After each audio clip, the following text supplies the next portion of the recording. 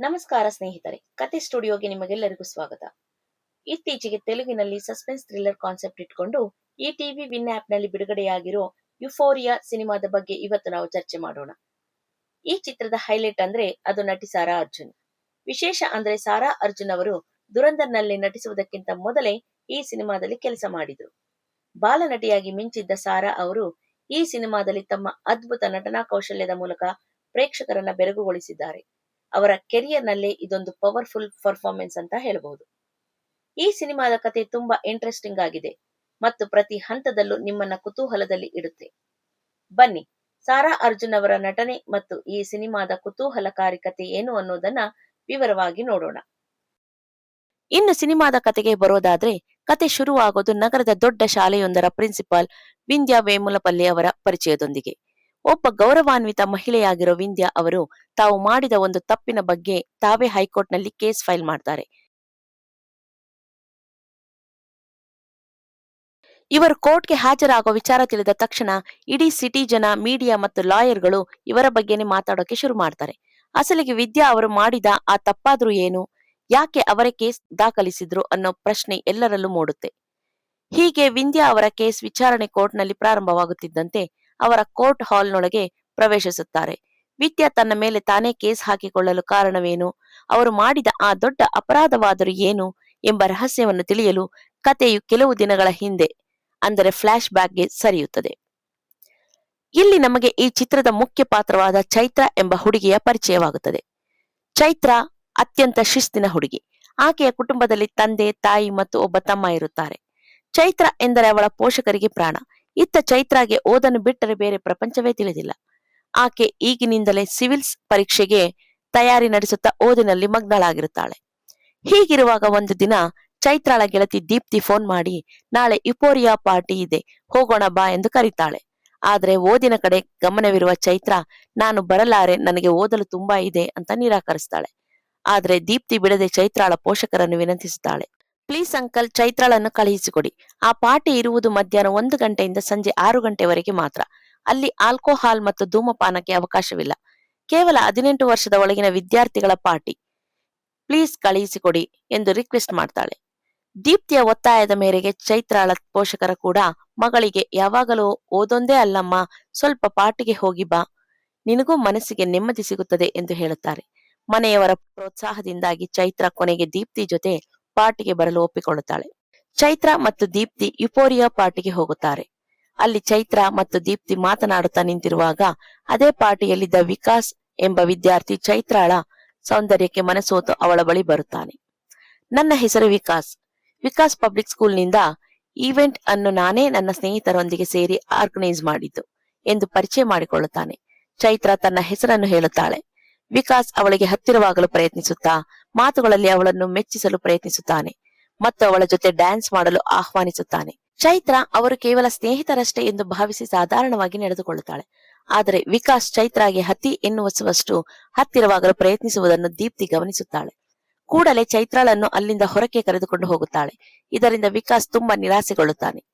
ಚೈತ್ರಾಳ ತಂದೆ ಕಾರ್ನಲ್ಲಿ ಬಂದು ಅವಳನ್ನು ಮನೆಗೆ ಕರೆದೊಯ್ಯುತ್ತಾರೆ. ಆದರೆ ಮನೆಗೆ ಬರುವಷ್ಟರಲ್ಲಿ ಚೈತ್ರ ತುಂಬಾ ಸುಸ್ತಾಗಿರುತ್ತಾಳೆ. ಯಾರೊಂದಿಗೋ ಮಾತನಾಡದೆ ತನ್ನ ರೂಮಿಗೆ ಹೋಗಿ ಸ್ನಾನ ಮಾಡಲು ವಾಶ್ರೂಮ್ಗೆ ಹೋಗುತ್ತಾಳೆ. ಅಲ್ಲಿ ತನ್ನ ದೇಹದಲ್ಲಿ ಆಗುತ್ತಿರುವ ರಕ್ತಸ್ರಾವವನ್ನು ಕಂಡು ಆಕೆ ತೀವ್ರ ಆಘಾತಕ್ಕೆ ಒಳಗಾಗುತ್ತಾಳೆ ಮತ್ತು ಅತ್ಯಂತ ಭಾವುಕಳಾಗುತ್ತಾಳೆ.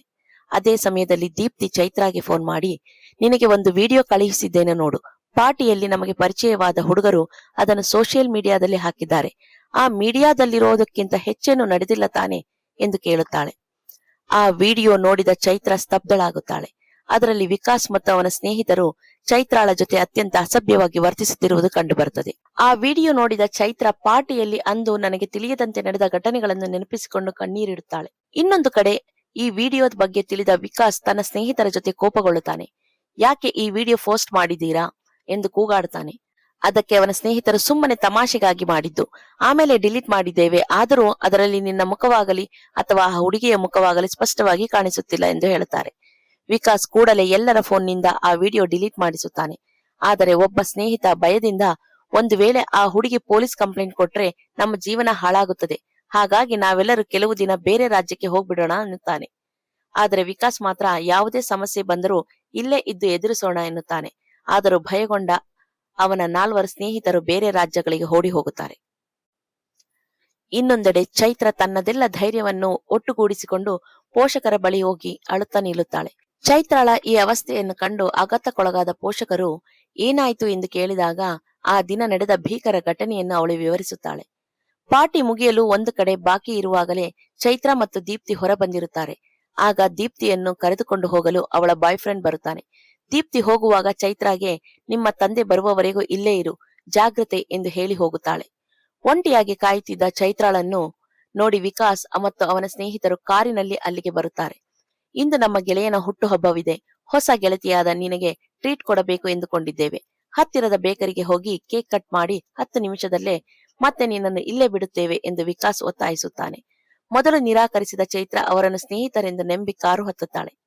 ಕಾರಿನಲ್ಲಿ ಮೊದಲು ಸಾಧಾರಣವಾಗಿ ಮಾತನಾಡಿದ ವಿಕಾಸ್ ಮತ್ತು ಸ್ನೇಹಿತರು ನಂತರ ಚೈತ್ರಾಳ ಜೊತೆ ಅಸಭ್ಯವಾಗಿ ವರ್ತಿಸಲು ಶುರು ಮಾಡುತ್ತಾರೆ. ಚೈತ್ರ ಕಿರುಚುತ್ತಾ ಕಾರು ನಿಲ್ಲಿಸಲು ಕೇಳಿಕೊಂಡರೂ ಅವರು ಕೇಳದೆ ಅವಳ ಮೇಲೆ ಹಲ್ಲೆ ಮಾಡುತ್ತಾರೆ. ಒಂದು ನಿರ್ಜನ ಪ್ರದೇಶಕ್ಕೆ ಕಾರನ್ನು ತೆಗೆದುಕೊಂಡು ಹೋಗಿ ವಿಕಾಸ್ ಮತ್ತು ಅವನ 4 ಸ್ನೇಹಿತರು ಒಬ್ಬರಾದ ಮೇಲೆ ಒಬ್ಬರಂತೆ ಚೈತ್ರಾಳ ಮೇಲೆ ಅತ್ಯಾಚಾರವೆಸಗುತ್ತಾರೆ. ಅಷ್ಟೇ ಅಲ್ಲದೆ ಆ ಕ್ರೂರ ಕೃತ್ಯವನ್ನೆಲ್ಲ ವಿಡಿಯೋ ರೆಕಾರ್ಡ್ ಮಾಡಿ ನಂತರ ಅವಳನ್ನು ಮೊದಲಿನ ಜಾಗದಲ್ಲಿ ಬಿಟ್ಟು ಹೋಗುತ್ತಾರೆ.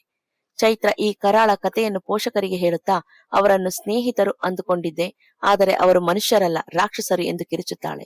ಇದನ್ನು ಕೇಳಿದ ಪೋಷಕರು ಎದೆ ಒಡೆದಂತೆ ಅಳುತ್ತಾರೆ. ಪೋಷಕರು ಮೊದಲು ಅವಳನ್ನು ಆಸ್ಪತ್ರೆಗೆ ಕರೆದೊಯ್ಯಲು ಮುಂದಾಗುತ್ತಾರೆ, ಆದರೆ ಚೈತ್ರ ತಡೆಯುತ್ತಾಳೆ. ಈಗ ಬೇಕಿರುವುದು ಆಸ್ಪತ್ರೆಯಲ್ಲ, ಪೊಲೀಸ್ ಸ್ಟೇಷನ್. ಇಂಥವರನ್ನು ಸುಮ್ಮನೆ ಬಿಟ್ಟರೆ ಮುಂದೆ ಯಾವ ಹುಡುಗಿಯೂ ಧೈರ್ಯವಾಗಿ ಹೊರಗೆ ಹೋಗಲು ಸಾಧ್ಯವಿಲ್ಲ.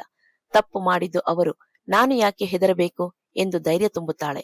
ಕೂಡಲೇ ಅವರು ಪೊಲೀಸ್ ಸ್ಟೇಷನ್ಗೆ ಹೋಗಿ ಅಧಿಕಾರಿಗಳಾದ ಶ್ರೀನಿವಾಸ್ ಮತ್ತು ಡೆಪ್ಯೂಟಿ ಕಮಿಷನರ್ ಸ್ವರೂಪರಾಣಿಯವರನ್ನು ಭೇಟಿಯಾಗಿ ದೂರು ನೀಡುತ್ತಾರೆ. ಚೈತ್ರಾಳ ಮಾತನ್ನು ಕೇಳಿದ ಅಧಿಕಾರಿಗಳು ತಕ್ಷಣ ಕಾರ್ಯಪ್ರವೃತ್ತರಾಗುತ್ತಾರೆ. ಸಿಸಿಟಿವಿ ಫೋಟೇಜ್ಗಳ ಆಧಾರದ ಮೇಲೆ ವಿಕಾಸ್ ಮತ್ತು ಅವನ 4 ಸ್ನೇಹಿತರನ್ನು ವಶಕ್ಕೆ ಪಡೆದು ಅಗತ್ಯ ಸಾಕ್ಷ್ಯಗಳನ್ನು ಸಂಗ್ರಹಿಸುತ್ತಾರೆ. ಮಾರನೆಯ ದಿನ ಪೊಲೀಸ್ ಕಮಿಷನರ್ ಈ ಪ್ರಕರಣದ ಬಗ್ಗೆ ಪ್ರೆಸ್ ಮೀಟ್ ಕರೆಯುತ್ತಾರೆ. ವಿಷಯ ತಿಳಿದ ಮಾಧ್ಯಮದವರು ಕಮಿಷನರ್ ಮೇಲೆ ಪ್ರಶ್ನೆಗಳ ಸುರಿಮಳೆಗೆರೆಯುತ್ತಾರೆ. ಘಟನೆ ನಡೆದು 3 ದಿನಗಳ ನಂತರ ಪ್ರೆಸ್ ಮೀಟ್ ಮಾಡುತ್ತಿದ್ದೀರಾ? ಹೆಣ್ಣು ಮಕ್ಕಳಿಗೆ ರಕ್ಷಣೆ ಇಲ್ವಾ? ಈ ಪ್ರಕರಣದ 5 ಹುಡುಗರು ಪ್ರಭಾವಿ ಕುಟುಂಬದವರಂತೆ ಹೌದೇ? ಈ ಪಬ್ ಲೈಸೆನ್ಸ್ ಯಾಕೆ ನೀವು ಇನ್ನೂ ರದ್ದು ಮಾಡಿಲ್ಲ ಎಂದು ಪ್ರಶ್ನಿಸುತ್ತಾರೆ. ಎಲ್ಲವನ್ನು ಕೇಳಿಸಿಕೊಂಡ ಕಮಿಷನರ್, ನಿಮ್ಮ ಎಲ್ಲಾ ಪ್ರಶ್ನೆಗಳಿಗೂ ಉತ್ತರಿಸುತ್ತೇನೆ, ಆದರೆ ಅದಕ್ಕೂ ಮೊದಲು ನೀವು ಸೆನ್ಸೇಷನಲ್ ಮಾಡಿ ನಂತರ ಮರೆತು ಹೋದ ಒಂದು ಹಳೆಯ ಕೇಸ್ ನೆನಪಿಸಿಕೊಳ್ಳೋಣ ಎನ್ನುತ್ತಾ ಭವ್ಯ ಎಂಬ ಪುಟ್ಟ ಮಗುವಿನ ಫೋಟೋ ತೋರಿಸುತ್ತಾರೆ. 6 ವರ್ಷಗಳ ಹಿಂದೆ ನಡೆದ ಆಕ್ಸಿಡೆಂಟ್ ಕೇಸ್ ನೆನಪಿದೆಯೇ ಎಂದು ಕೇಳಿದಾಗ ಮಾಧ್ಯಮದವರು ಇಲ್ಲ ಎನ್ನುತ್ತಾರೆ. ಆಗ ಕಮಿಷನರ್ ವಿವರಿಸುತ್ತಾರೆ. 6 ವರ್ಷಗಳ ಹಿಂದೆ ಶಾಲೆಯ 5 ಹುಡುಗರು ಶಾಲೆಗೆ ಬಂಕ್ ಹಾಕಿ ಬಾರ್ಗೆ ಹೋಗಿ ಫುಲ್ ಕುಡಿದು ವೇಗವಾಗಿ ಕಾರು ಚಲಾಯಿಸಿ ಎದುರಿಗೆ ಬರುತ್ತಿದ್ದ ಕಾರಿಗೆ ಗುದ್ದಿದ್ದರು. ಆ ಆಘಾತದಲ್ಲಿ ಭವ್ಯ ಎಂಬ ಮಗು, ಆಕೆಯ ತಾತ ಮತ್ತು ಮರಣ ಹೊಂದಿದರು. ಅವಳ ತಾಯಿ ಮಾತ್ರ ಗಾಯಗಳೊಂದಿಗೆ ಬದುಕುಳಿದಿದ್ದರು. ಈ ಅಪಘಾತ ಮಾಡಿದ ಮುಖ್ಯ ಆರೋಪಿ ಸಾಹಿಲ್ ಫೋಟೋ ತೋರಿಸಿದಾಗ ಮಾಧ್ಯಮದವರು ಇವನು ಸೈಕೋ ಸಾಹಿಲ್ ಅಲ್ವಾ ಎನ್ನುತ್ತಾರೆ. ಹೌದು, ಆ ಅಪಘಾತದ ನಂತರ ಎಲ್ಲರೂ ಅವನನ್ನು ತಪ್ಪು ಮಾಡಿದ್ದಾನೆ ಎಂದು ಹೇಳಿ ಅವಮಾನ ಮಾಡಿದ್ದರಿಂದ ಅವನು ಪಶ್ಚಾತ್ತಾಪ ಪಡದೆ ಕೋಪದಿಂದ ಸೈಕೋ ಆಗಿ ಇದುವರೆಗೆ 4 ಕೊಲೆ ಮಾಡಿದ್ದಾನೆ. ಅಂದಿನ ಕೇಸಿನಲ್ಲೂ 5 ಮೈನರ್ ಹುಡುಗರು ಇದ್ದರು. ಇಂದಿನ ಕೇಸಿನಲ್ಲೂ 5 ಮೈನರ್ ಹುಡುಗರೇ ಇದ್ದಾರೆ. ಇಂತಹ ಅಪರಾಧಗಳನ್ನು ಬುಡದಲ್ಲೇ ಚಿವುಟಿ ಹಾಕಬೇಕು ಎಂದು ಕಮಿಷನರ್ ಗರ್ಜಿಸುತ್ತಾರೆ. ಕಮಿಷನರ್ ಮುಂದುವರಿಯುತ್ತಾ, ನನ್ನ ದೃಷ್ಟಿಯಲ್ಲಿ ಈ ಕೇಸಿನಲ್ಲಿ ಮೊದಲ ಅಪರಾಧಿಗಳು ಅವರ ಪೋಷಕರು. ಜವಾಬ್ದಾರಿ ಇಲ್ಲದೆ ಮಕ್ಕಳನ್ನು ಬೆಳೆಸಿದ್ದೇ ಇದಕ್ಕೆ ಕಾರಣ. ಕಾನೂನಿನ ಪ್ರಕಾರ ಮೈನರ್ ಹುಡುಗರ ಹೆಸರನ್ನು ಹೇಳುವಂತಿಲ್ಲ. ಹಾಗಾಗಿ ಅವರ ಪೋಷಕರ ಹೆಸರನ್ನು ಬಹಿರಂಗಪಡಿಸುತ್ತಿದ್ದೇನೆ. ಇದರಿಂದ ನನಗೆ ಏನೇ ತೊಂದರೆ ಆದರೂ ಎದುರಿಸಲು ಸಿದ್ಧ ಎನ್ನುತ್ತಾ ಪೋಷಕರ ಹೆಸರುಗಳನ್ನು ಪಟ್ಟಿ ಮಾಡುತ್ತಾರೆ. CCL5 ಕಾರ್ಪೊರೇಟರ್ ಕೃಷ್ಣಕುಮಾರ್ ಮಗ, CCL4 MLA ಪುರುಷೋತ್ತಮ್ ಮಗ, CCL3 works board chairman Yusuf ಮಗ, CCL2 ಮಿನಿಸ್ಟರ್ ಮುಕುಂದನ್ ಮೊಮ್ಮಗ, CCL1 ದೇಶದ ಟಾಪ್ ಶಾಲೆಯಾದ ವಿಕಾಸ್ ಪಬ್ಲಿಕ್ ಶಾಲೆ ಪ್ರಿನ್ಸಿಪಲ್ ಮತ್ತು ಡೈರೆಕ್ಟರ್ ಆಗಿರುವ ವಿಂದ್ಯಾ ವೇಮುಲಪಲ್ಲಿ ಅವರ ಮಗ. ಕೊನೆಯಲ್ಲಿ ಕಮಿಷನರ್ ಒಂದು ದೊಡ್ಡ ಬಾಂಬ್ ಸಿಡಿಸುತ್ತಾರೆ. ಇದೇ ವಿಂದ್ಯಾ ವೇಮುಲಪಲ್ಲಿ ಅವರು ಅಂದು ಭವ್ಯಾಳ ಕೇಸ್ನಲ್ಲಿ ನ್ಯಾಯ ಸಿಗಬೇಕು ಎಂದು ಮೈನರ್ ಹುಡುಗರಿಗೆ ಶಿಕ್ಷೆ ಕೊಡಿಸಲು ಧರಣಿ ಕುಳಿತಿದ್ದರು. ಈಗ ತಮ್ಮದೇ ಮಗ ಮತ್ತು ತಮ್ಮ ಶಾಲೆಯ ವಿದ್ಯಾರ್ಥಿಗಳು ಮಾಡಿದ ತಪ್ಪಿನ ಬಗ್ಗೆ ಅವರು ಹೇಗೆ ಪ್ರತಿಕ್ರಿಯಿಸುತ್ತಾರೆ ಎಂದು ನೋಡೋಣ. ಈ ಕೇಸನ್ನು ನಾವು ಫೋಕ್ಸೋ ಅಡಿಯಲ್ಲಿ ದಾಖಲಿಸಿಕೊಂಡು ಕಠಿಣ ಶಿಕ್ಷೆ ಕೊಡಿಸುತ್ತೇವೆ ಎಂದು ಮುಕ್ತಾಯಗೊಳಿಸುತ್ತಾರೆ. ಇನ್ನೊಂದೆಡೆ ಕಮಿಷನರ್ ಹೇಳಿದ್ದನ್ನೆಲ್ಲ ಕೇಳಿದ ವಿಕಾಸ್ ತಂದೆ ಚಕ್ರವರ್ತಿ ಉಳಿದ 4 ಪೋಷಕರನ್ನು ಭೇಟಿಯಾಗುತ್ತಾರೆ. ತಮ್ಮ ಮಕ್ಕಳು ತಪ್ಪು ಮಾಡಿದ್ದಾರೆ ಎಂಬ ಕನಿಷ್ಠ ಪಶ್ಚಾತ್ತಾಪವೂ ಅವರಿಗಿರುವುದಿಲ್ಲ. ಬದಲಿಗೆ ಕಮಿಷನರ್ ಮೇಲೆ ಕೋಪಗೊಂಡು ಹೇಗಾದರೂ ಮಾಡಿ ತಮ್ಮ ಮಕ್ಕಳನ್ನು ಈ ಕೇಸಿನಿಂದ ಪಾರು ಮಾಡಬೇಕೆಂದು ಸಂಚು ರೂಪಿಸುತ್ತಾರೆ. ತನ್ನ ಮಗ ಮತ್ತು ವಿದ್ಯಾರ್ಥಿಗಳು ಇಂತಹ ಘೋರ ಕೃತ್ಯ ಎಸಗಿದ್ದಾರೆಂದು ತಿಳಿದ ಕೂಡಲೇ ವಿಂದ್ಯಾ ಅವರು ಶಾಲೆಯ ಪ್ರಾಂಶುಪಾಲ ಹುದ್ದೆಗೆ ರಾಜೀನಾಮೆ ನೀಡುತ್ತಾರೆ. ಈ ಕೇಸ್ನಲ್ಲಿ ತನ್ನ ಮಗ ಮತ್ತು ವಿದ್ಯಾರ್ಥಿಗಳು ತಪ್ಪು ಮಾಡಿರುವುದು ಸಾಬೀತಾದರೆ ನಾನು ಶಾಲೆಯ ಡೈರೆಕ್ಟರ್ ಸ್ಥಾನಕ್ಕೂ ರಾಜೀನಾಮೆ ನೀಡುತ್ತೇನೆ ಎಂದು ಮ್ಯಾನೇಜ್ಮೆಂಟ್ಗೆ ತಿಳಿಸಿ ಅಲ್ಲಿಂದ ಹೊರಡುತ್ತಾರೆ.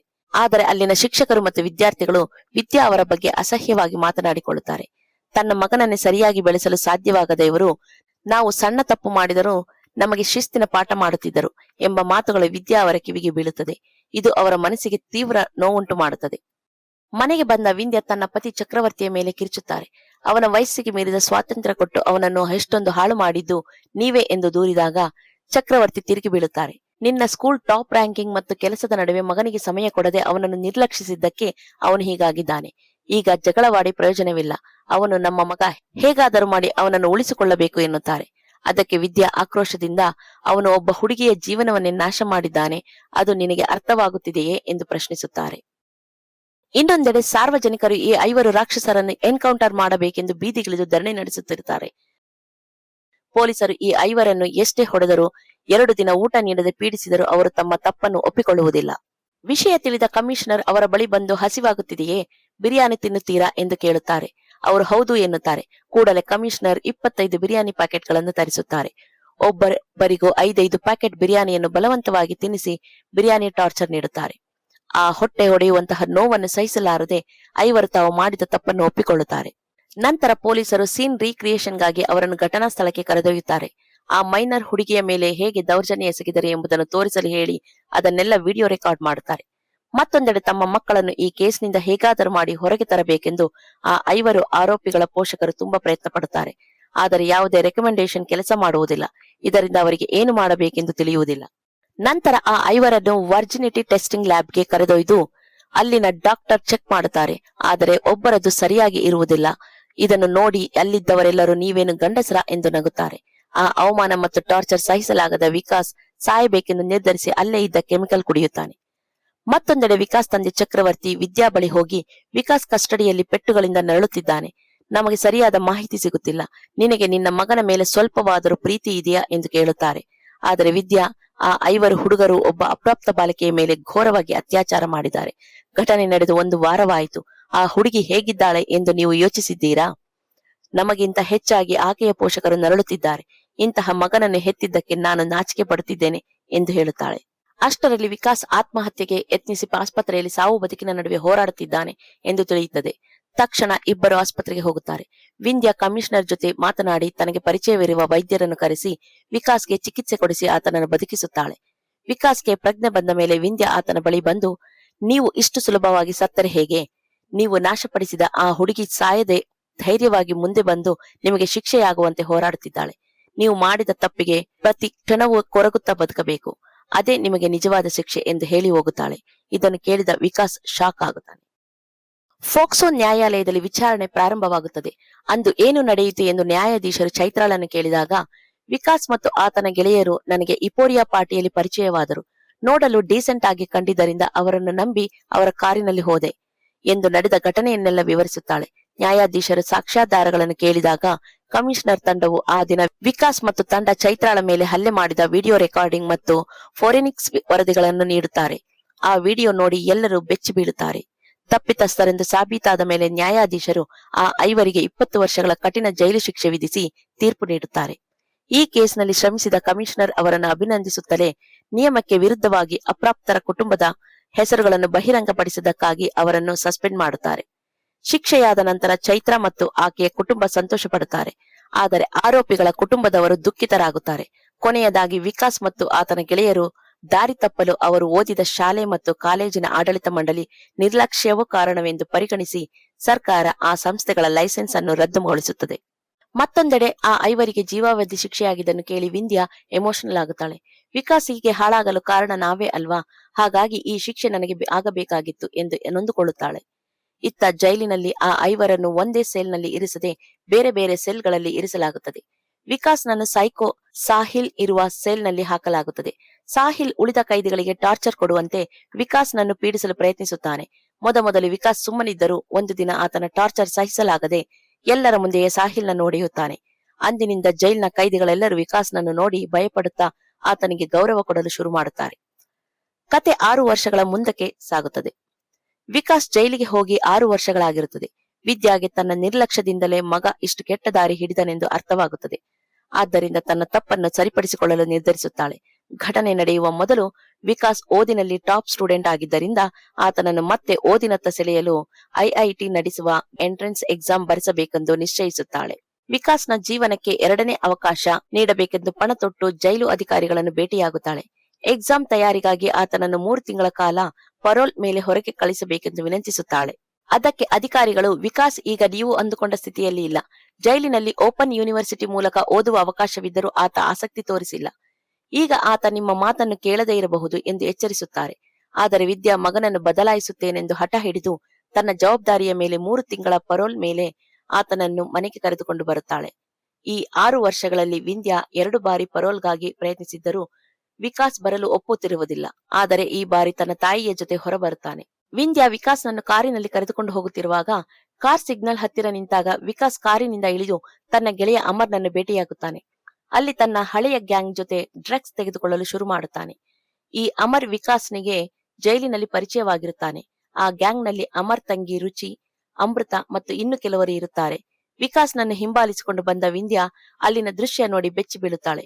ಅವರನ್ನು ಬೈದು ವಿಕಾಸ್ನನ್ನು ಮನೆಗೆ ಕರೆತಂದು ಊಟ ನೀಡಿ ರೂಮ್ನಲ್ಲಿ ಮಲಗಿಸುತ್ತಾಳೆ. ಮರುದಿನ ಬೆಳಗ್ಗೆ ವಿದ್ಯಾ ಮಗನನ್ನು ಕ್ಲಾಸ್ಗೆ ಕರೆದುಕೊಂಡು ಹೋಗಲು ರೂಮ್ಗೆ ಬಂದಾಗ ಅಲ್ಲಿ ಅಮೃತ ವಿಕಾಸ್ನಿಗೆ ಡ್ರಗ್ಸ್ ನೀಡಿ ಇಬ್ಬರು ಮಾತಿನಲ್ಲಿರುವುದನ್ನು ನೋಡಿ ವಿಂದ್ಯಾ ಅಮೃತಾಳ ಮೇಲೆ ಗರಂ ಆಗುತ್ತಾಳೆ. ಇನ್ನೊಮ್ಮೆ ಇವನಿಗೆ ಡ್ರಗ್ಸ್ ನೀಡಿದರೆ ಪೊಲೀಸ್ ಕಂಪ್ಲೇಂಟ್ ಕೊಡುತ್ತೇನೆ ಎಂದು ಎಚ್ಚರಿಸಿ ವಿಕಾಸ್ಗೆ, ಬೇಗ ಕ್ಲಾಸ್ಗೆ ರೆಡಿಯಾಗಿ ಬಾ, ಇದು ನಿನಗೆ ಸಿಕ್ಕಿರುವ 2ನೇ ಅವಕಾಶ, ನಾನು ಹೇಳಿದಂತೆ ಕೇಳದಿದ್ದರೆ ನಾನು ಏನು ಎಂದು ತೋರಿಸಬೇಕಾಗುತ್ತದೆ ಎಂದು ವಾರ್ನಿಂಗ್ ನೀಡಿ ಅಲ್ಲಿಂದ ಹೊರಡುತ್ತಾಳೆ. ಸ್ವಲ್ಪ ಸಮಯದ ನಂತರ ವಿಕಾಸ್ ಕ್ಲಾಸ್ಗೆ ಹೋಗಿ ಅಲ್ಲಿ ಎಲ್ಲ ವಿದ್ಯಾರ್ಥಿಗಳ ಮುಂದೆ ತನ್ನ ತಾಯಿಯೊಂದಿಗೆ, ತಾನು ಓದಿಗಿಂತ ಮುಖ್ಯವಾದ ಲೈಫ್ ಅನ್ನೇ ಕಳೆದುಕೊಂಡಿದ್ದೇನೆ, ನನಗೆ ಆ ಜೈಲು ಜೀವನವೇ ಚೆನ್ನಾಗಿತ್ತು, ನನ್ನನ್ನು ಮತ್ತೆ ಓದುವಂತೆ ಒತ್ತಾಯ ಮಾಡಿ ಟಾರ್ಚರ್ ಕೊಡಬೇಡ ಎಂದು ಹೇಳಿ ಪುಸ್ತಕಗಳನ್ನು ಆಕೆಯ ಮುಂದೆಯೇ ಸುಟ್ಟು ಹಾಕುತ್ತಾನೆ.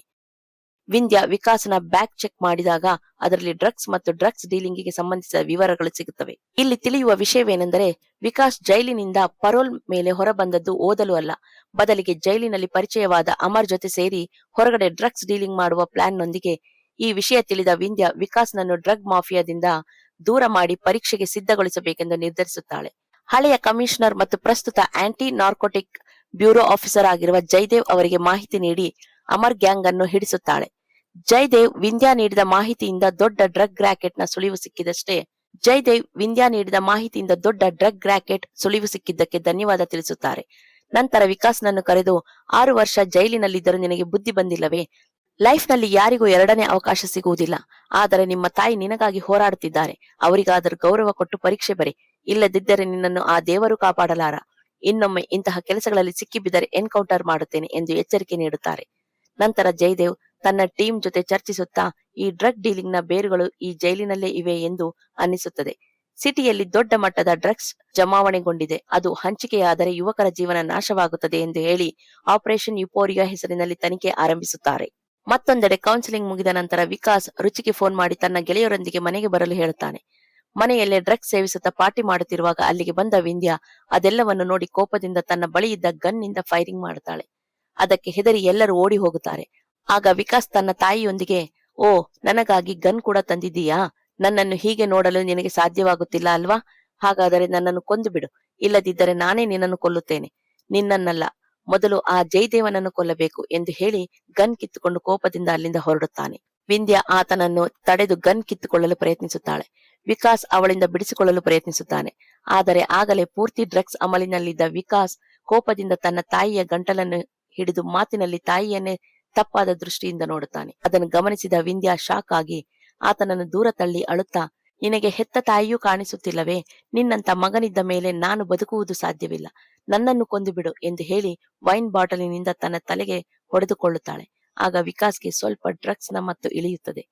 ವಿಂದ್ಯಾ ಅಳುತ್ತಾ, ಈ ಡ್ರಗ್ಸ್ ಅಲ್ವಾ ನಿನ್ನನ್ನು ಹೀಗೆ ಬದಲಿಸಿದ್ದು ಎಂದು ಹೇಳಿ ಅಲ್ಲೇ ಇದ್ದ ವೈನ್ ಬಾಟಲಿ ತೆಗೆದುಕೊಂಡು ಸಾಯಬೇಕೆಂದು ಪೂರ್ತಿಯಾಗಿ ಕುಡಿಯುತ್ತಾಳೆ. ಹಾಲು ಕೊಟ್ಟು ಬೆಳೆಸಿದ ತಾಯಿಯ ಮೇಲೆಯೇ ಮೃಗದಂತೆ ವರ್ತಿಸುತ್ತೀಯಲ್ಲ, ನಿನಗಾಗಲಿ ನನಗಾಗಲಿ ಇದಕ್ಕಿಂತ ನೀಚ ಸ್ಥಿತಿ ಬೇರೊಂದಿಲ್ಲ ಎಂದು ಎಮೋಷನಲ್ ಆಗಿ ವಿಕಾಸ್ನನ್ನು ಮನೆಯಿಂದ ಹೊರಗೆ ಹಾಕಿ ಬಾಗಿಲು ಹಾಕಿಕೊಳ್ಳುತ್ತಾಳೆ. ಅಲ್ಲಿಯವರೆಗೆ ತಾನು ಮಾಡಿದ ತಪ್ಪುಗಳನ್ನೆಲ್ಲ ನೆನೆಸಿಕೊಂಡ ವಿಕಾಸ್ ಕೂಡ ತುಂಬಾ ಎಮೋಷನಲ್ ಆಗುತ್ತಾನೆ. ಮರುದಿನ ಬೆಳಗ್ಗೆ ವಿಕಾಸ್ಗೆ ಪೂರ್ತಿ ಮತ್ತು ಇಳಿದ ನಂತರ ಒಳಗೆ ಹೋಗಿ ನೋಡಿದಾಗ ಆತನ ತಾಯಿ ರಾತ್ರಿಯಿಂದಲೂ ಕುಡಿಯುತ್ತಲೇ ಇರುತ್ತಾಳೆ. ವಿಕಾಸ್ನನ್ನು ನೋಡಿ ಎಮೋಷನಲ್ ಆಗಿ, ವಿಷ ಅಂದೆ ಅಲ್ವಾ, ಆದ್ರೆ ಎಷ್ಟು ಕುಡಿದರೂ ನಾನು ಸಾಯಲಿಲ್ಲ. ಆದರೂ ನೀನು ಹೇಳಿದ್ದೇ ನಿಜ. ಇದನ್ನು ಕುಡಿದರೆ ತುಂಬಾ ಚೆನ್ನಾಗಿ ಇಪೋರಿಯಾ ಯಾವುದೋ ಬೇರೆ ಲೋಕದಲ್ಲಿದ್ದಂತೆ ಇದೆ. ಅಲ್ಲಿ ಸಂಬಂಧಗಳಿಲ್ಲ, ಸಮಾಜದ ಹಂಗಿಲ್ಲ, ರಿಯಾಲಿಟಿಯನ್ನು ಎದುರಿಸುವ ಅವಶ್ಯಕತೆ ಇಲ್ಲ. ಈ ಸುಳ್ಳು ಪ್ರಪಂಚವೇ ನನಗೆ ಸರಿ. ಬಾ ಇಬ್ಬರು ಕುಡಿಯೋಣ ಎನ್ನುತ್ತಲೇ ಅದನ್ನು ಕೇಳಿದ ವಿಕಾಸ್ ಕೋಪದಿಂದ ಅಲ್ಲಿಂದ ಹೊರಟು ಹೋಗುತ್ತಾನೆ. ಮತ್ತೊಂದೆಡೆ ಜಯದೇವ್ ನಡೆಸಿದ ತನಿಖೆಯಲ್ಲಿ ಈ ಡ್ರಗ್ಸ್ ಡೀಲಿಂಗ್ ನ ಬೇರುಗಳು ಜೈಲಿನಿಂದಲೇ ಶುರುವಾಗಿದೆ ಎಂಬ ಸತ್ಯ ಅಮರ್ ಮೂಲಕ ತಿಳಿಯುತ್ತದೆ. ನಿಜ ಏನೆಂದರೆ ಸಾಹಿಲ್ ಈ ಎಲ್ಲಾ ಡ್ರಗ್ಸ್ ಡೀಲಿಂಗ್ಸ್ ಗಳನ್ನು ಜೈಲಿನಿಂದಲೇ ಮಾಡುತ್ತಿರುತ್ತಾನೆ. ಹೊರಗಿರುವ ತನ್ನ ಬಿನಾಮಿ ಮೂಲಕ ಸಿಟಿಯಲ್ಲಿ ಡ್ರಗ್ಸ್ ಡಂಪಿಂಗ್ ಮತ್ತು ಡಿಸ್ಟ್ರಿಬ್ಯೂಷನ್ ಮಾಡುತ್ತಾ ದೊಡ್ಡ ನೆಟ್ವರ್ಕ್ ನಡೆಸುತ್ತಿರುತ್ತಾನೆ. ಯಾವಾಗ ವಿಕಾಸ್ ಜೈಲಿನಲ್ಲಿ ಸಾಹಿಲ್ ನನ್ನು ಹೊಡೆಯುತ್ತಾನೋ ಅದನ್ನು ಗಮನಿಸಿದ ಸಾಹಿಲ್ ವಿರೋಧಿ ಗುಂಪು ಮತ್ತು ಅಮರ್ ವಿಕಾಸ್ಗೆ ಹತ್ತಿರವಾಗುತ್ತಾರೆ. ಸಾಹಿಲ್ ಮಾಡುವ ಡ್ರಗ್ ಡೀಲಿಂಗ್ಸ್ ಬಗ್ಗೆ ವಿಕಾಸ್ಗೆ ವಿವರಿಸಿ, ಸಾಹಿಲ್ ಇನ್ನು 15 ವರ್ಷ ಜೈಲಿನಲ್ಲೇ ಇರಬೇಕಾದ ಕಾರಣ ವಿಕಾಸ್ ತನ್ನ ತಾಯಿಯ ಜೊತೆ ಪರೋಲ್ ಮೇಲೆ ಹೊರಗೆ ಹೋಗಿ ಸಾಹಿಲ್ ಬಿನಾಮಿಯನ್ನು ತನ್ನ ಕಡೆಗೆ ತಿರುಗಿಸಿಕೊಂಡು ಆ ಡ್ರಗ್ಸ್ ಬಿಸಿನೆಸ್ ಅನ್ನು ತಾವೇ ಮಾಡಬೇಕೆಂದು ಪ್ಲಾನ್ ಮಾಡುತ್ತಾನೆ. ಆದರೆ ಪ್ಲಾನ್ ಪ್ರಕಾರ ವಿಕಾಸ್ ಹೊರಗೆ ಬಂದಿರುತ್ತಾನೆ. ಈ ವಿಷಯ ತಿಳಿದ ಸಾಹಿಲ್ ಕೋಪದಿಂದ ರೊಚ್ಚಿಗೆದ್ದು ಹೋಗುತ್ತಾನೆ. ಆದರೆ ಈಗಲೂ ಡ್ರಗ್ಸ್ ಎಲ್ಲಿ ಡಂಪ್ ಆಗಿದೆ ಮತ್ತು ಸಿಟಿ ಪೂರ್ತಿ ಹೇಗೆ ಸಪ್ಲೈ ಆಗುತ್ತಿದೆ ಎಂಬ ಸಂಪೂರ್ಣ ಮಾಹಿತಿ ಸಾಹಿಲ್ ಬಳಿಯೇ ಇರುತ್ತದೆ. ಇದನ್ನು ತಿಳಿದ ಜಯದೇವ್ ಸಾಹಿಲ್ ನನ್ನು ವಿಚಾರಣೆ ಮಾಡಲು ಕಸ್ಟಡಿಗೆ ಕೋರಿ ಕೋರ್ಟ್ಗೆ ಅರ್ಜಿ ಸಲ್ಲಿಸುತ್ತಾರೆ. ಮತ್ತೊಂದೆಡೆ ವಿಂಧ್ಯ ಪ್ರತಿದಿನ ಕುಡಿಯುತ್ತಿರುವುದನ್ನು ನೋಡಿ ವಿಕಾಸ್ಗೆ ತುಂಬಾ ಸಂಕಟವಾಗುತ್ತದೆ. ಒಂದು ದಿನ ಆಕೆಯ ಬಳಿ ಹೋಗಿ, ನೀನು ಇದನ್ನು ನಿಲ್ಲಿಸಬೇಕೆಂದರೆ ನಾನು ಎಕ್ಸಾಮ್ಗೆ ಪ್ರಿಪೇರ್ ಆಗ್ಬೇಕು ಅಷ್ಟೇ ತಾನೇ, ನಾನು ಪರೀಕ್ಷೆ ಬರೆಯುತ್ತೇನೆ, ನೀನು ಇನ್ನು ಮುಂದೆ ಕುಡಿಯಬೇಡ ಎಂದು ಹೇಳುತ್ತಾನೆ. ಅದನ್ನು ಕೇಳಿ ವಿಂಧ್ಯ ತುಂಬಾ ಸಂತೋಷ ಪಡುತ್ತಾಳೆ. ಅಂದಿನಿಂದಲೇ ವಿಂಧ್ಯ ವಿಕಾಸ್ಗೆ ಕ್ಲಾಸ್ಗಳನ್ನು ತೆಗೆದುಕೊಳ್ಳಲು ಶುರು ಮಾಡುತ್ತಾಳೆ. ವಿಕಾಸ್ ಕೂಡ ಶ್ರದ್ಧೆಯಿಂದ ಓದಲು ಶುರು ಮಾಡುತ್ತಾನೆ. ಹೀಗೆ ಕೆಲವು ದಿನಗಳು ಕಳೆದು ಹೋಗುತ್ತವೆ. ಮತ್ತೊಂದೆಡೆ ಜಯದೇವ್ ಸಾಹಿಲ್ ನನ್ನು ಕಸ್ಟಡಿಗೆ ತೆಗೆದುಕೊಂಡು ಡ್ರಗ್ಸ್ ಡಂಪಿಂಗ್ ಮತ್ತು ಡಿಸ್ಟ್ರಿಬ್ಯೂಷನ್ ವಿವರಗಳನ್ನು ಹೇಳುವಂತೆ ಎಷ್ಟೇ ಕೇಳಿದರೂ ಆತ ಬಾಯಿ ಬಿಡುವುದಿಲ್ಲ. ಬದಲಾಗಿ, ಈ ವಿಕಾಸ್ನಿಂದಾಗಿ ಎಲ್ಲರಿಗೂ ನನ್ನ ಮೇಲಿದ್ದ ಭಯ ಹೋಗಿದೆ, ಮೊದಲು ಅವನನ್ನು ಕೊಲ್ಲುತ್ತೇನೆ, ಆಗಲೇ ಎಲ್ಲರಿಗೂ ನನ್ನ ಮೇಲೆ ಮತ್ತೆ ಭಯ ಹುಟ್ಟುತ್ತದೆ ಎಂದು ಹೇಳಿ ನಗುತ್ತಾನೆ. ಸೀನ್ ಕಟ್ ಮಾಡಿದ್ರೆ, ಪರೀಕ್ಷೆಯ ಹಿಂದಿನ ರಾತ್ರಿ ವಿಕಾಸ್ ಅಮೃತಾಳನ್ನು ಭೇಟಿಯಾಗಿ ಮಾತನಾಡುತ್ತಿರುತ್ತಾನೆ. ಅಷ್ಟರಲ್ಲಿ ಜೈಲಿನಲ್ಲಿ ಪರೋಲ್ ಮೇಲೆ ಹೊರಬಂದಿದ್ದ ಚೈತ್ರ ಕೇಸ್ನ ಮತ್ತೊಬ್ಬ ಆರೋಪಿ ಧೀರಜ್ ಅಲ್ಲಿಗೆ ಬಂದು ವಿಕಾಸ್ನನ್ನು ಭೇಟಿಯಾಗುತ್ತಾನೆ. ಆತ, ನನಗೊಂದು ನಿಜ ತಿಳಿಯಿತು, ನಮ್ಮೆಲ್ಲರ ಫೋನ್ ನಲ್ಲಿದ್ದ ವಿಡಿಯೋ ಡಿಲೀಟ್ ಮಾಡಿದ್ರು ಪೊಲೀಸರಿಗೆ ಅದು ಹೇಗ್ ಸಿಕ್ತು ಅಂತ ನಮಗೆಲ್ಲ ಅಚ್ಚರಿಯಾಗಿತ್ತು ಅಲ್ವಾ. ನಿಜ ಏನಂದ್ರೆ ನಮಗೆ ವಿರುದ್ಧವಾಗಿ ಆ ವಿಡಿಯೋ ಸಾಕ್ಷ್ಯ ನೀಡಿದ್ದು ನಿಮ್ಮ ತಾಯಿಯೇ ಎಂದು ಹೇಳುತ್ತಾನೆ. ಇದನ್ನು ಕೇಳಿದ ವಿಕಾಸ್ ಬೆಚ್ಚಿ ಬೀಳುತ್ತಾನೆ. ನಿಜವೇನೆಂದರೆ ಅಂದು ವಿಕಾಸ್ ತನ್ನ ಫೋನ್ ಅನ್ನು ವಾಶ್ರೂಮ್ ನ ಕಮೋಡ್ ನಲ್ಲಿ ಹಾಕಿ ಫ್ಲಶ್ ಮಾಡಿರುತ್ತಾನೆ. ಆದರೆ ಒಂದು ದಿನ ಡ್ರೈನೇಜ್ ಕ್ಲೀನ್ ಮಾಡಿಸುವಾಗ ವಿಂಧ್ಯ ಆ ಫೋನ್ ಪತ್ತೆ ಹಚ್ಚಿ ಅದನ್ನು ಕಮಿಷನರ್ಗೆ ನೀಡಿರುತ್ತಾಳೆ. ಅದೇ ಕಾರಣಕ್ಕೆ ಅವರಿಗೆ ಜೀವಾವಧಿ ಶಿಕ್ಷೆಯಾಗಿರುತ್ತದೆ. ಧೀರಜ್ ವಿಕಾಸ್ನೊಂದಿಗೆ, ನಮ್ಮ ಪೋಷಕರೆಲ್ಲರೂ ನಮ್ಮನ್ನು ಹೇಗಾದರೂ ಮಾಡಿ ಹೊರಗೆ ತರಲು ಪ್ರಯತ್ನಿಸುತ್ತಿದ್ದರೆ ನಿನ್ನ ತಾಯಿ ಮಾತ್ರ ಸಾಕ್ಷ್ಯ ಕೊಟ್ಟು ನಮ್ಮನ್ನು ಜೈಲಿಗೆ ಕಳುಹಿಸಿದ್ದಾಳೆ ಎಂದು ಚುಚ್ಚಿ ಮಾತನಾಡುತ್ತಾನೆ. ಧೀರಜ್ ಮಾತುಗಳನ್ನು ಕೇಳಿ ವಿಕಾಸ್ ತನ್ನ ತಾಯಿಯ ಮೇಲೆ ಮತ್ತೆ ಕೋಪದಿಂದ ರೊಚ್ಚಿಗೇಳುತ್ತಾನೆ. ತನ್ನ ತಾಯಿ ನನಗೆ ಎರಡನೇ ಅವಕಾಶ ಕೊಡುತ್ತಿಲ್ಲ, ಬದಲಾಗಿ ತನ್ನ ಜೀವನ ಜೈಲು ಪಾಲಾಗಲು ಅವಳೇ ಕಾರಣ ಎಂದು ಭಾವಿಸಿ ಅಲ್ಲಿಂದ ಸಿಟ್ಟಿನಿಂದ ಹೊರಡುತ್ತಾನೆ. ಅಷ್ಟರಲ್ಲಿ ಜೈಲಿನಿಂದ ತಪ್ಪಿಸಿಕೊಂಡು ಬಂದಿದ್ದ ಸಾಹಿಲ್ ಅಲ್ಲಿಗೆ ಬರುತ್ತಾನೆ. ವಿಕಾಸ್ನನ್ನು ನೋಡಿದ ಕೂಡಲೇ ಅವನನ್ನು ಕೊಲ್ಲಬೇಕೆಂದು ಹಠದಿಂದ ವಿಕಾಸ್ ಮೇಲೆ ದಾಳಿ ಮಾಡುತ್ತಾನೆ. ಹೀಗೆ ಇಬ್ಬರು ಗಲಾಟೆ ಮಾಡುತ್ತಿರುವಾಗ ಅಷ್ಟರಲ್ಲೇ ಅಲ್ಲಿಗೆ ಜಯದೇವ್ ಮತ್ತು ಅವನ ತಂಡ ಬರುವುದನ್ನು ಕಂಡು ಸಾಹಿಲ್ ಅಲ್ಲಿಂದ ತಪ್ಪಿಸಿಕೊಂಡು ಓಡಿ ಹೋಗುತ್ತಾನೆ. ಪೊಲೀಸರು ಆತನನ್ನು ಬೆನ್ನಟ್ಟುತ್ತಾರೆ. ಆದರೆ ಸಾಹಿಲ್ ಅವರಿಂದ ಹೇಗೋ ತಪ್ಪಿಸಿಕೊಂಡು ತನ್ನ ರಹಸ್ಯ ತಾಣಕ್ಕೆ ಹೋಗುತ್ತಾನೆ. ಅಲ್ಲಿ ಡ್ರಗ್ಸ್ ಡಂಪಿಂಗ್ ಮತ್ತು ಡಿಸ್ಟ್ರಿಬ್ಯೂಷನ್ ಎಲ್ಲಾ ವಿವರಗಳನ್ನು ಪೆನ್ ಡ್ರೈವ್ಗೆ ಹಾಕಿಕೊಂಡು ಅಲ್ಲಿದ್ದ ಕಂಪ್ಯೂಟರ್ಗಳನ್ನೆಲ್ಲ ನಾಶ ಮಾಡಿ ಅಲ್ಲಿಂದ ಪರಾರಿಯಾಗಲು ಯತ್ನಿಸುತ್ತಾನೆ. ಆಗಲೇ ಜಯದೇವ್ ಮತ್ತು ತಂಡ ಆತನನ್ನು ನೋಡಿ ಸುತ್ತುವರಿಯುತ್ತಾರೆ. ಆದರೆ ಸಾಹಿಲ್ ಹೋಗುತ್ತಿದ್ದ ಬೈಕ್ಗೆ ಲಾರಿಯೊಂದು ಡಿಕ್ಕಿ ಹೊಡೆದ ಪರಿಣಾಮ ಆತ ಸ್ಥಳದಲ್ಲಿ ಸಾವನ್ನಪ್ಪುತ್ತಾನೆ. ಜಯದೇವ್ ಸಾಹಿಲ್ ನನ್ನು ತಪಾಸಣೆ ಮಾಡಿದಾಗ ಅವನ ಬಳಿ ಒಂದು ಪೆನ್ ಡ್ರೈವ್ ಸಿಗುತ್ತದೆ. ಅದರಲ್ಲಿದ್ದ ವಿವರಗಳ ಮೂಲಕ ಡ್ರಗ್ಸ್ ಡಂಪಿಂಗ್ ಕೇಂದ್ರಗಳ ಮೇಲೆ ದಾಳಿ ಮಾಡಿ ಎಲ್ಲ ಡ್ರಗ್ಸ್ ಅನ್ನು ನಾಶಪಡಿಸಿ ಆಪರೇಷನ್ ಯುಪೋರಿಯಾ ಯಶಸ್ವಿಯಾಗಿ ಪೂರ್ಣಗೊಂಡಿದೆ ಎಂದು ಘೋಷಿಸುತ್ತಾರೆ. ಮುಂದಿನ ದೃಶ್ಯದಲ್ಲಿ ಮರುದಿನ ವಿಂಧ್ಯ ಮತ್ತು ಆಕೆಯ ಪತಿ ಎಕ್ಸಾಮ್ ಸೆಂಟರ್ ಬಳಿ ವಿಕಾಸ್ಗಾಗಿ ಕಾಯುತ್ತಿರುತ್ತಾರೆ. ಆದರೆ ಪರೀಕ್ಷೆಯ ಸಮಯವಾದರೂ ವಿಕಾಸ್ ಅಲ್ಲಿಗೆ ಬರುವುದಿಲ್ಲ. ಏಕೆಂದರೆ ಆತನಿಗೆ ತನ್ನ ತಾಯಿಯ ಮೇಲೆ ತೀವ್ರ ಕೋಪವಿರುತ್ತದೆ. ಇದರಿಂದ ತನ್ನ ಮಗ ಪರೀಕ್ಷೆ ಬರೆಯಲಾಗಲಿಲ್ಲವಲ್ಲ ಎಂದು ಪೋಷಕರು ತುಂಬಾ ಎಮೋಷನಲ್ ಆಗುತ್ತಾರೆ. ಅಷ್ಟರಲ್ಲಿ ವಿಕಾಸ್ನ ಪರೋಲ್ ಸಮಯವೂ ಮುಗಿಯುತ್ತದೆ. ಪೊಲೀಸರು ಆತನನ್ನು ಮತ್ತೆ ಜೈಲಿಗೆ ಕರೆದೊಯ್ಯಲು ಪೊಲೀಸ್ ವ್ಯಾನ್ ನಲ್ಲಿ ಹತ್ತಿಸಿಕೊಳ್ಳುತ್ತಾರೆ. ಅದನ್ನು ನೋಡಿದ ಕಾಲೋನಿಯ ಜನರೆಲ್ಲ ತನ್ನ ಮಗನನ್ನ ಪರೀಕ್ಷೆ ಬರೆಯಿಸುವುದಕ್ಕಾಗಿ ವಿದ್ಯಾ ನರಕಯಾತನೆ ಅನುಭವಿಸಿದಳು. ವಿಕಾಸ್ ಕನಿಷ್ಠ ಪರೀಕ್ಷೆ ಬರೆದು ಹೋಗಿದ್ದರೆ ಅವನಿಗೆ ಎರಡನೇ ಅವಕಾಶ ಸಿಗುತ್ತಿತ್ತು. ಆದರೆ ಆತ ಈಗ ಪೂರ್ತಿ ಬದಲಾಗಿದ್ದಾನೆ ಎಂದು ಮಾತನಾಡಿಕೊಳ್ಳುತ್ತಾರೆ. ವ್ಯಾನ್ ನಲ್ಲಿ ಹೋಗುತ್ತಿರುವಾಗ ವಿಕಾಸ್ನನ್ನು ನೋಡಿ ವಿಂಧ್ಯ ಕಣ್ಣೀರಿಡುತ್ತಾಳೆ. ಕತೆ ಮತ್ತೆ ಪ್ರೆಸೆಂಟ್ಗೆ ಬರುತ್ತದೆ. ನ್ಯಾಯಾಲಯದಲ್ಲಿ ಕೇಸ್ ವಿವರಗಳನ್ನು ನೋಡಿದ ನ್ಯಾಯಾಧೀಶರು ವಿಂಧ್ಯಾಳನ್ನು ಪ್ರಶ್ನಿಸುತ್ತಾರೆ. ತಪ್ಪು ಮಾಡಿದ್ದು ನಿಮ್ಮ ಮಗ, ಸಾಕ್ಷ್ಯಗಳನ್ನು ನೀಡಿದ್ದು ನೀವೇ. ಹಾಗಿರುವಾಗ ಈಗ ನಿಮ್ಮ ಮೇಲೆ ನೀವೇ ಏಕೆ ಕೇಸ್ ಹಾಕಿಕೊಂಡಿದ್ದೀರಿ ಎಂದು ಕೇಳುತ್ತಾರೆ. ಅದಕ್ಕೆ ವಿಂಧ್ಯಾ ಹೀಗೆ ಉತ್ತರಿಸುತ್ತಾಳೆ. ಗಿಡ ಒಳ್ಳೆಯದಾಗಿದ್ದರೆ ಮಾತ್ರ ಹಣ್ಣು ಸಿಹಿಯಾಗಿರುತ್ತದೆ. ತಪ್ಪು ಮಾಡಿದವರಿಗೆ ಮಾತ್ರವಲ್ಲ, ಆ ತಪ್ಪಿಗೆ ಕಾರಣರಾದವರಿಗೂ ಶಿಕ್ಷೆಯಾಗಬೇಕು. ನನ್ನ ಮಗ ಒಳ್ಳೆಯದು ಕೆಟ್ಟದ್ದನ್ನು ತಿಳಿಯುವ ವಯಸ್ಸಿನಲ್ಲಿ ಬೆಳೆಯುವಾಗ ಪೋಷಕರಾಗಿ ನಾನು ಮತ್ತು ನನ್ನ ಪತಿ ಬಿಸಿನೆಸ್ ಎಂದು ಆತನನ್ನು ನಿರ್ಲಕ್ಷಿಸಿದೆವು. ಅವನ ಜೊತೆ ಸಮಯ ಕಳೆದು ಯಾವುದು ಸರಿ ಯಾವುದು ತಪ್ಪು ಎಂದು ಹೇಳಿಕೊಡಲು ನಮಗೆ ಸಾಧ್ಯವಾಗಲಿಲ್ಲ. ಹಾಗಾಗಿಯೇ ಆತ ಈ ರೀತಿ ಬೆಳೆದ. ಇದರಲ್ಲಿ ಅವನ ತಪ್ಪು ಎಷ್ಟಿದೆಯೋ ಪೋಷಕರಾಗಿ ನಮ್ಮ ತಪ್ಪು ಅಷ್ಟೇ ಇದೆ. ನನ್ನ ನಿರ್ಲಕ್ಷ್ಯ ಮತ್ತು ಪಾಲನೆಯಲ್ಲಿನ ಲೋಪದ ಕಾರಣಗಳಿಂದಲೇ ಆತ ದಾರಿ ತಪ್ಪಿದ. ತಾನು ಮಾಡಿದ ತಪ್ಪಿಗೆ ಆತ ಜೈಲು ಶಿಕ್ಷೆ ಅನುಭವಿಸುತ್ತಿದ್ದಾನೆ. ಆದರೆ ಹೊರಗಿನಿಂದ ನಾನು ಅನುಭವಿಸುತ್ತಿರುವ ಮಾನಸಿಕ ಯಾತನೆ ನನ್ನ ತಪ್ಪಿಗೆ ಸರಿಯಾಗಿ ಶಿಕ್ಷೆಯಲ್ಲ, ನನಗೂ ಶಿಕ್ಷೆಯಾಗಬೇಕು ಎಂದು ಹೇಳುತ್ತಾಳೆ. ಇದನ್ನು ಕೇಳಿದ ನ್ಯಾಯಾಲಯದಲ್ಲಿದ್ದ ಉಳಿದ ಪೋಷಕರು ಕೂಡ ಭಾವುಕರಾಗುತ್ತಾರೆ. ನಾವು ಕೂಡ ನಮ್ಮ ಮಕ್ಕಳ ವಿಷಯದಲ್ಲಿ ತಪ್ಪು ಮಾಡಿ ಅವರು ಕಳ್ಳರಾಗಿ, ಕೊಲೆಗಡಕರಾಗಿ, ಕುಡುಕರಾಗಿ ಬದಲಾಗಲು ಕಾರಣವಾಗಿದ್ದೇವೆ. ನಮಗೂ ಶಿಕ್ಷೆ ನೀಡಿ ಎಂದು ಕಣ್ಣೀರಿಡುತ್ತಾರೆ.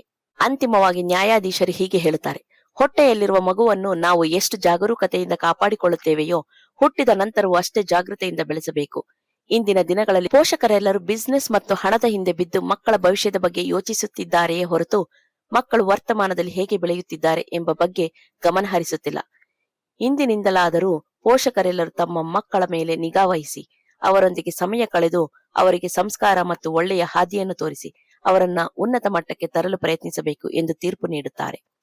ಇಲ್ಲಿ ನಮಗೆ ತಿಳಿಯುವ ಒಂದು ವಿಷಯವೇನೆಂದರೆ, ಅಂದು ವಿಕಾಸ್ನನ್ನು ಜೈಲಿಗೆ ಕರೆದೊಯ್ಯುತ್ತಿರುವಾಗ ಜಯದೇವ್ ಅಲ್ಲಿಗೆ ಬಂದು ಒಂದು ಪತ್ರವನ್ನು ತೋರಿಸುತ್ತಾರೆ. ವಿಕಾಸ್ನನ್ನು ಕೆಳಗಿಳಿಸಿ ವಿಂಧ್ಯಾಳೊಂದಿಗೆ ಮುಂದಿನ ವಾರ ದೆಹಲಿಯಲ್ಲಿ ಬಿಟೆಕ್ ಎಂಟ್ರೆನ್ಸ್ ಎಕ್ಸಾಮ್ ಬರೆಯಲು ಅವಕಾಶವಿದೆ. ಅದಕ್ಕಾಗಿ ನಾನು ಪರೋಲ್ ಅವಧಿಯನ್ನು 2 ವಾರಗಳ ಕಾಲ ವಿಸ್ತರಿಸಿದ್ದೇನೆ. ನಿಮ್ಮ ಕಷ್ಟ ವ್ಯರ್ಥವಾಗಲಿಲ್ಲ ಎಂದು ಹೇಳುತ್ತಾರೆ. ನಂತರ ವಿಕಾಸ್ನನ್ನು ಕರೆದು, ಹಿಂದಿನ ಪರೀಕ್ಷೆಗೆ ಹಾಜರಾಗಲು ನಿನಗೆ ಸಾಧ್ಯವಾಗಲಿಲ್ಲ, ಆದರೆ ಈ ಅವಕಾಶವನ್ನು ಮಿಸ್ ಮಾಡಿಕೊಳ್ಳಬೇಡ. ನಿನಗೊಂದು ನಿಜ ಹೇಳಬೇಕು. ತಪ್ಪು ಮಾಡಿ ಜೈಲಿಗೆ ಹೋದವನು ನೀನು.